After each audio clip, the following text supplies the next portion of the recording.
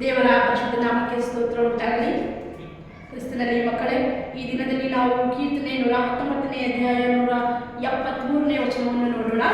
ಕೀರ್ತನೆ 119ನೇ ಅಧ್ಯಾಯ 173ನೇ ವಚನ ವಾಕ್ಯ ಭಾಗ ಈ ರೀತಿಯಾಗಿ ಹೇಳುತ್ತದೆ: ನಿನ್ನ ನೇಮಗಳನ್ನು ಆರಿಸಿಕೊಂಡಿದ್ದೇನೆ, ನಿನ್ನ ಕೈ ನನಗೆ ನೆರವಾಗಲಿ. ದೇವರೇ, ನಾನು ನಿನ್ನ ನೇಮಗಳನ್ನು, ಕರ್ತನಾದ ದೇವರೇ, ನೀನು ಹೇಳಿರುವಂಥ ಎಲ್ಲ ಮಾತುಗಳು, ನಿನ್ನ ಆಜ್ಞೆಗಳನ್ನು ನಾನು ಕೈಕೊಂಡು ನಡ್ತಿದ್ದೇನಪ್ಪ.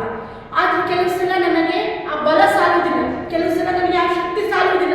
ನಾನು ಎಷ್ಟೆಲ್ಲ ಹೇಳ್ತೇನೋ, ನನಗೆ ಹೇಗೆಲ್ಲ ನಡೆದುಕೊಳ್ಬೇಕೆಂಬುದಾಗಿ ಪ್ರಯಾಸ ಪಟ್ಟಾಗೂ ಸಹ ನನ್ನಲ್ಲಿ ಆ ಬಲವಿಲ್ಲ, ನನ್ನಲ್ಲಿ ಆ ಶಕ್ತಿಯಾಗಲಿ ಆ ಸಾಮರ್ಥ್ಯವಾಗಲಿ ಇಲ್ಲ.